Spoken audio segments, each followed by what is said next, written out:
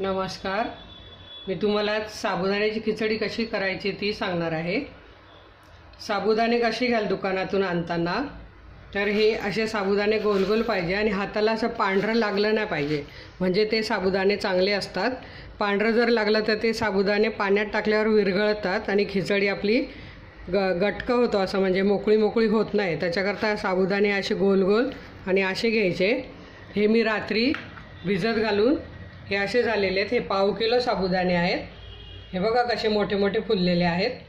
पाव किलो साबुदाण्याला हे 150 ग्राम शेंगदाण्याचा कूट घेतलेला आहे. शेंगदाणे पण असे खरपूस भाजून घेतलेले आहेत. ते शेंगदाण्याचा कुटाचा कलर असा आला पाहिजे, पांढरा नाही आला पाहिजे, नाही तर खिचडी आपली चवीला चांगली होत नाही. मिरच्या घेतलेल्या आहे, ओल्या मिरच्या 5 घेतलेल्या आहे. तिखट मिरच्या आहेत, ह्या कापून घेतलेल्या आहेत. 2 चमचे तेल घेतलेलं आहे. हे शेंगदाण्याचं तेल आहे, उपवासाला चालतं. हे मीठ घेतलेलं आहे चवीप्रमाणे. साधारण आपल्याला पाव किलोला 1.5 चमचा लागेल मीठ. आणि हे 2 मीडियम साईजचे बटाटे उकडून कापून घेतलेले आहेत. आता आपण खिचडी बनवायला घेऊया. खिचडी बनवण्याकरता मी ही कढई तापत ठेवलेली आहे. त्यात मी हे तेल टाकते. तेल गरम झाल्यावर आपल्याला मिरची टाकायची आहे. ही माझी लोखंडाची कढई आहे. आपल्या शरीराला लोहाची फार गरज असते, त्याच्यामुळे मी ही लोखंडाच्या कढईत रोज एक तरी वस्तू बनवते, जेणेकरून आपल्या शरीराला भरपूर लोह मिळेल. तेव्हा सर्वांनी मला वाटतं अशी एक कढई घेऊन रोज काहीतरी एक वस्तू त्यात बनवली तरी चालेल. आता आपलं हे तेल तापलेलं आहे, त्याच्यात आपण मिरच्या घालून घेणार आहोत.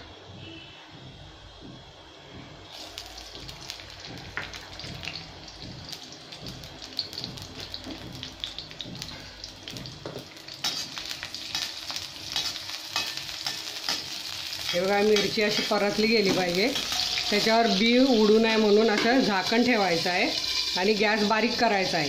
तोपर्यंत आपण आता ह्या साबुदाण्यात शेंगदाण्याचं कूट मिक्स करून घ्यायचं आहे. डायरेक्ट साबुदाणे कढईत टाकायचे नाही आहे, शेंगदाणे मिक्स करूनच टाकायचे, नाहीतर खिचडीचा गोळा बनतो, ती मोकळी होत नाही. म्हणून आपण हे इथेच बाहेर मिक्स करून घ्यायचं आणि हे मिक्स केलेलं मिश्रण त्या मिरची परतलेल्या कढईत टाकायचं आहे.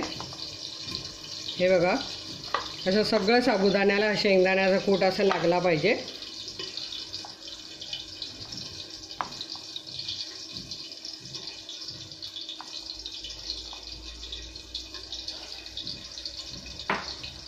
यातच आपण मीठही घालून घ्यायचं आहे.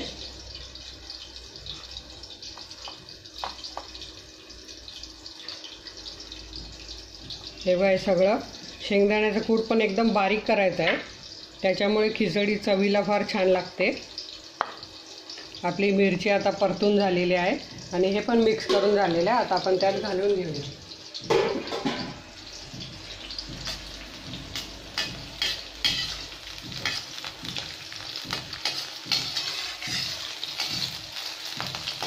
हे बघा, हे परतून झालेलं आहे. यात हे सगळं टाकून द्यायचं. सगळं आपलं मिश्रण मिक्स झालेलं आहे.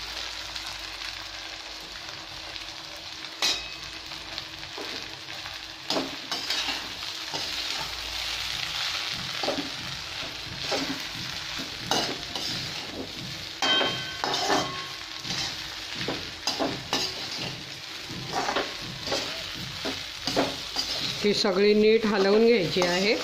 2 मिनटं हलवून मग आपल्याला त्याच्यावर झाकण ठेवायचं आहे. झाकणामुळे काय होतं, साबुदाणे आणखी फुलतात कढईत व खिचडी आपली खूप मऊ होते. त्याच्यामुळे बरेच जण म्हणतात आम्ही खिचडी खात नाही का, तर तिने त्रास होतो.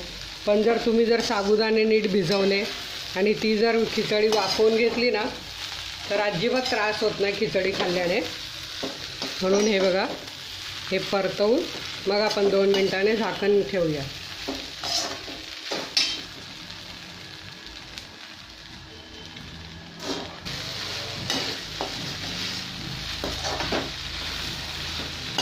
बघा, हे सगळं कसं मिरची मिक्स झालेली आहे आणि ते मिश्रण पण आपलं गरम झालेलं आहे. आता आपण याच्यावर 2 मिनटं झाकण ठेवायचं आहे.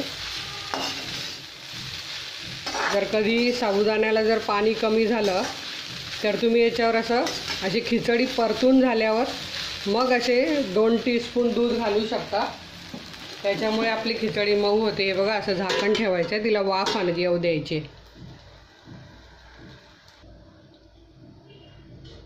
2 मिनटं झालेले आहे. आता आपण झाकण काढून बघूया. खिचडीचा असा छान वास सुटलेला आहे. हे बघा साबुदाणे फुललेले आहेत.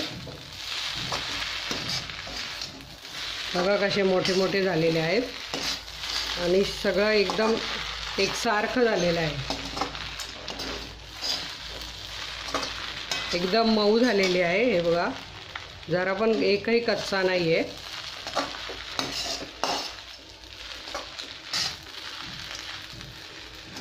बारीक गॅसवरच झाकण ठेवायचं आहे. आता मोठा गॅस ठेवला तर ती जळून जाईल. परतून झाल्यावर गॅस बारीक करून मग झाकण ठेवायचं आहे.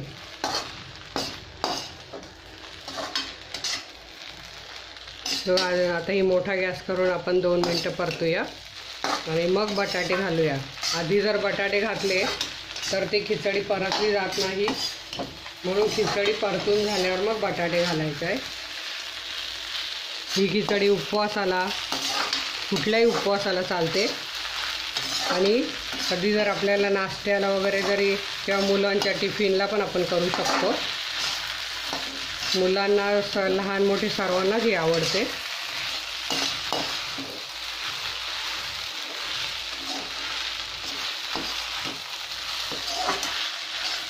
बघा साबुदाण्याचा कलर पण बदललेला आहे. आता आपण बटाटे टाकूया आणि परत 2 मिनटं झाकण ठेवूया.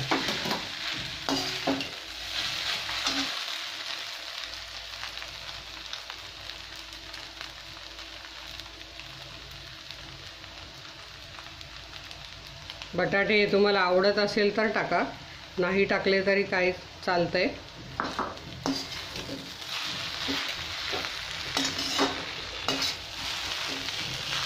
बटाटे उकडलेलं नसेल तर तुम्ही असं खिचडी परतून झाल्यावर कच्चा बटाटा किसून पण टाकू शकता.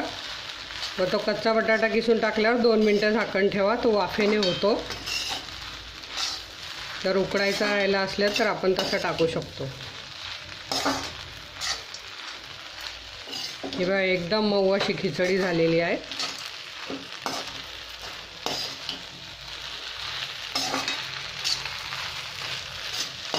आपण 2 मिनटं झाकण ठेवू.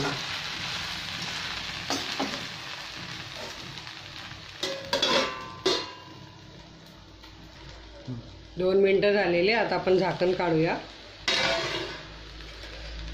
बटाटे पण पूर्ण त्याच्यात मिक्स झालेले आहे. बटाट्याला पण शेंगदाणे मीठ लागलेलं आहे. बघा एकदम छान खिचडी झालेली आहे. शेंगदाणे पण अगदी छान भाजून घेतले ना, मोठ्या गॅसवर आणि हलवून भाजले की ते छान खरपूस होतात. त्याच्यामुळे खिचडी खरपूस होते. कच्ची असेल तर पांढरी खिचडी होते, ती चवीला चांगली लागत नाही. बघा ही आपली खिचडी तयार झालेली आहे. ही तुम्ही खिचडी करून बघा आणि मला तुमचा फीडबॅक जरूर कळवा. आणि तुम्हाला माझ्या रेसिपी आवडल्या असतील तर लाईक करा आणि माझ्या चॅनलला सबस्क्राईब करा.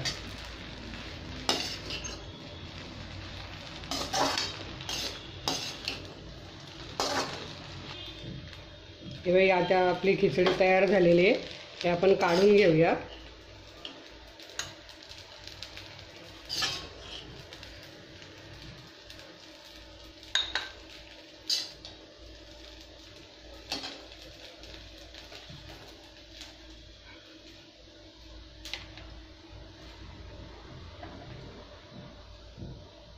ही खिचडी तुम्ही नक्की करून बघा. मला तुमचा फीडबॅक जरूर कळवा. तुमची कशी झाली ती मला नक्की पाठवा लिहून.